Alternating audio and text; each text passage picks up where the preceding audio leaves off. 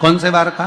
गुरुवार का प्रदोष पड़ जाए, बृहस्पतिवार का यदि प्रदोष पड़ जाए तो प्रदोष के दिन, प्रदोष काल में, प्रदोष के दिन प्रदोष काल में किसी शिवालय में जाएं, शंकर के मंदिर में जाएं, एक ही दिए के अंदर एक फूल बाती, कैसी बाती है? फूल बाती, और उसी दिए के अंदर एक लंबी बाती, दो बाती। कौन सी बाती हैं? जम के बोलो जरा। एक फूल बाती, एक लंबी बाती, दो बाती। एक ही दिए के अंदर फूल बाती, लंबी बाती दोनों रख लें। थोड़ा सा घृत की बातियां, तेल की बाती नहीं, घी की बाती रखें, और दोनों बातियां उसमें रखकर 3 बेलपत्र भगवान शंकर के मंदिर में लेकर जाएं। दिए को भी प्रज्वलित नहीं करना है।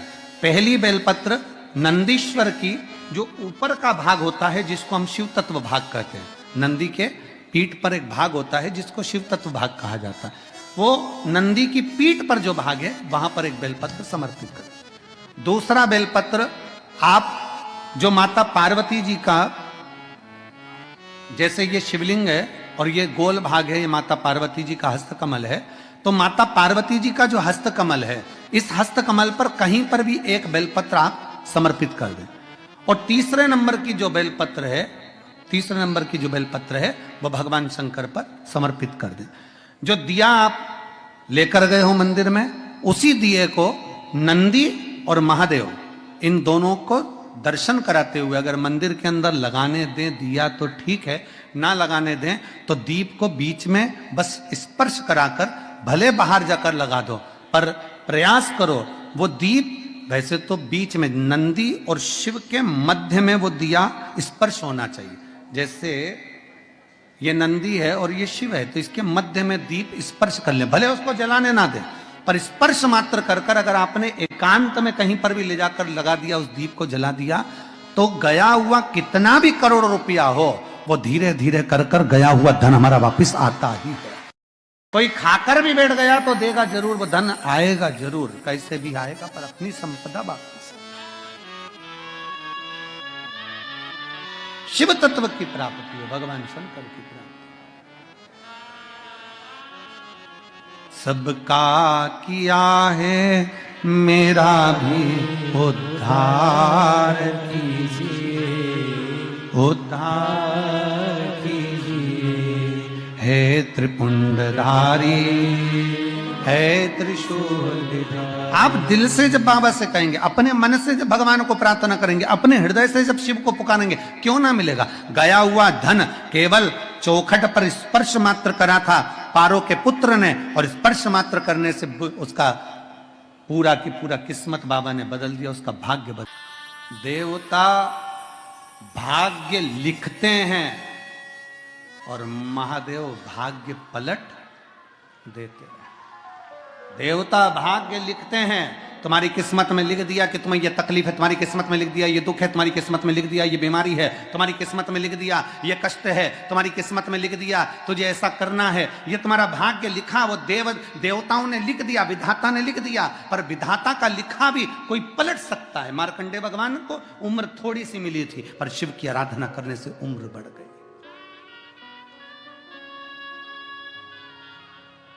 लिखा तुम्हारी किस्मत में, जो लिखने वाले ने लिख दिया, पर उसको पलटने की सामर्थ्यता अगर किसी में है, तो मेरे काशी विश्वनाथ के भीतर वो सामर्थ्यता है कि वो पलट सकता है। अकाल मृत्यु वो मरे, जो काम करे चंडाल का, काल उसका क्या बिगाड़े, जो भक्त हो महाकाल का। जो शिव की आराधना करता हो, जो शंकर की आराधना करता हो, जो शिव तत्व में डूबा हुआ हो, जो शंकर की भक्ति में डूबा हुआ हो, जो एक लोटा जल रोज देवाधिदेव महादेव को समर्पित कर रहा हो, जो भगवान शंकर की विरह भक्ति में हमेशा डूबा हुआ हो, भले शिवालय तक ना जाए, परंतु उसके भीतर की मन की गति के अनुसार 21,600 श्वास जो उसके शरीर से रोज निकल रही है, उस 21,600 श्वास में वो परमात्मा का नाम अगर ले रहा है, तो परमात्मा उसको मिल रहा है। कल भी कथा में कहा था कि मंदिर नहीं जा सकते तो उसकी चौखट का दर्शन कर लो। उसके दरवाजे के द्वारपाल वीरभद्र मणिभद्र और उसके चौखट पर बैठी है भाग्य देवी।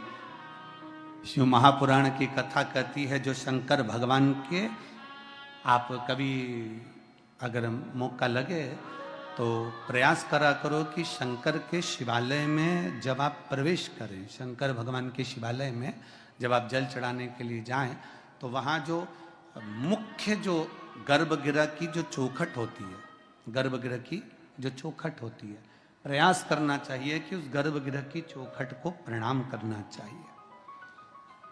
और प्रयास ये भी करो कि गर्भगृह की जो चौखट होती है उस पर लात न रखते हुए आप उस चौखट को लांघने का प्रयास करा करो। चौखट को लांघ, गर्भगृह की चौखट को प्रणाम। अगर आपने दूर से भी शिखर का दर्शन करा है, आप दूर खड़े हो और आपको बाबा विश्वनाथ का दर्शन नहीं हो रहा है, आप दूर खड़े हो आपको महाकाल राजा का दर्शन नहीं हो रहा है, आप दूर खड़े हो आपको ओमकारेश्वर बाबा का दर्शन नहीं हो रहा है, आप दूर खड़े हो आपको भीमा शंकर बाबा का दर्शन नहीं हो रहा है, आप बहुत दूर खड़े हो और मान लो आपको केदारेश्वर बाबा का दर्शन अंदर नहीं हो रहा है, बहुत लंबी लाइन में खड़े हो, तो बाबा की चौखट का अगर दर्शन कर लेते हो, उस पर ध्यान भी लगा लेते हो, तो भाग्य पलट कर ही रहता है, भाग्य पलटता ही है। कोई जल्दी बनता है, कोई लेट बनता है, पर शंकर को जल चढ़ाने वाला एक दिन सेठ जरूर बनता है, भाग्य पलटता ही है। शिव कथा कहती है नंदी का एक पांव जो ऊपर होता है, आप लोगों ने दर्शन करे होंगे शंकर जी के मंदिर में नंदी के, तो नंदी का एक पांव उठा हुआ होता है, एक पांव नीचा की ओर होता है।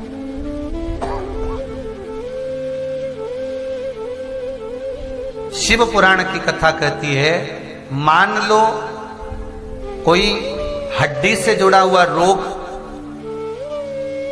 नेत्रों से जुड़ा हुआ, मस्तिष्क से जुड़ा हुआ कोई रोग रहता है, तो एक नीले कलर का फूल आता है महाराज, उस फूल में हल्दी डालकर गुरुवार का प्रदोष पड़ने पर जो नंदी के पांव के पास समर्पित कर देता है महाराज, उसका रोग धीरे धीरे समाप्त होने लगता है।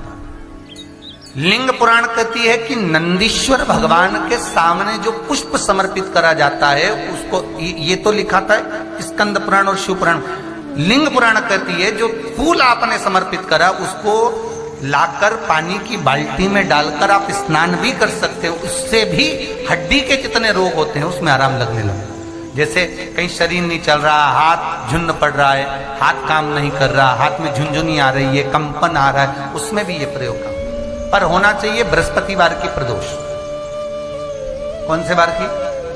बृहस्पतिवार, गुरुवार की प्रदोष। 26 प्रदोष में से कोई भी प्रदोष का दिन हो और प्रदोष काल में आप अपने घर से जल और एक हाथ में घी का भरा हुआ दीप लेकर जिस दिन शंकर के मंदिर में जाते हो, शंकर को जल चढ़ाकर हाथ का स्पर्श जलाधारी पर कर कर शिव मंदिर में दीप प्रज्वलित कर देते हो, 26 प्रदोष का पुण्य फल उसी क्षण प्राप्त हो जाए।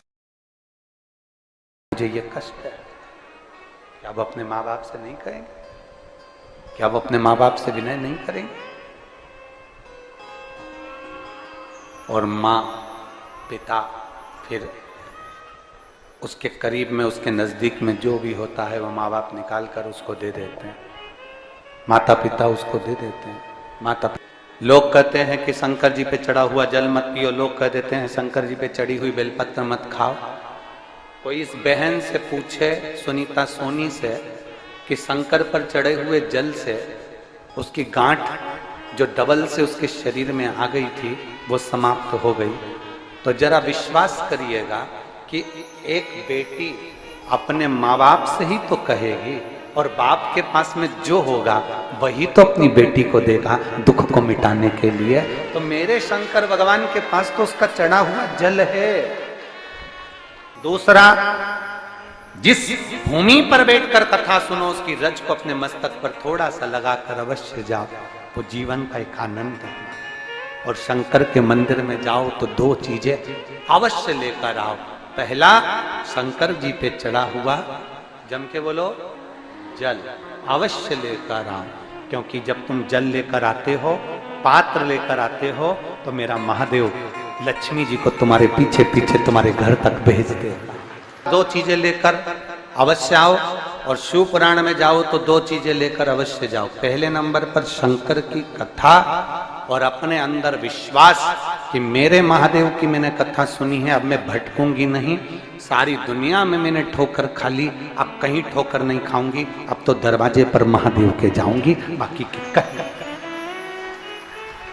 दूसरा, कथा में बैठी हूं बाबा के इस रज को, ये रज नहीं है, ये धूल नहीं है, ये मेरे बाबा के कैलाश 12 ज्योतिर्लिंग का चंदन है, इसको मस्तक चढ़ाऊंगी अपने हृदय से। लाते हो आप लोग? हाथ उठाओ जरा, रख लो, बहुत बढ़िया, प्रणाम आपको सभी को, नमन। 2 बूंद जल लेकर आओ, पगला नहीं पियो तो उस जल को अपने घर में छींट दो।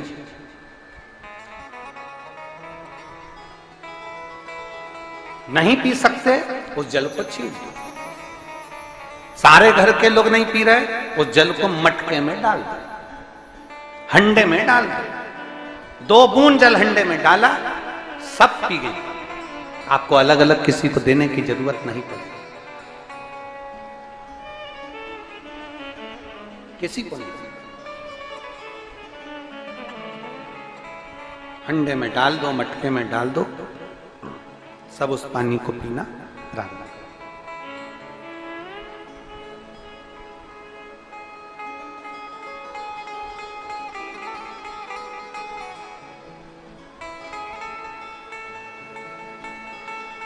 उस जल के महत्व को जो बच्चों का दर्द नहीं देख सकते,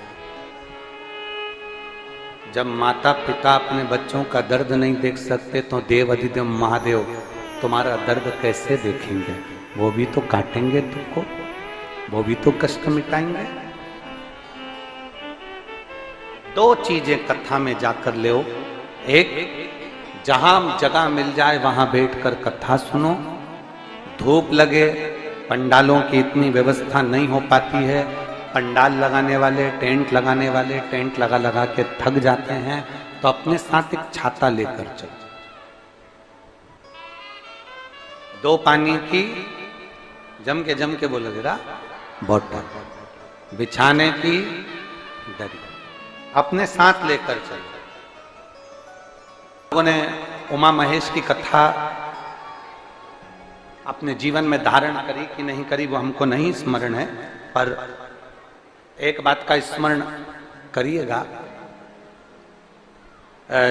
ये जो कथा चल रही है ये गौरी शंकर चल रही है। इसके बाद में जो अमलेश्वर में कथा है वो कौन सी है? समर्पण शिव महापुराण कथा। उस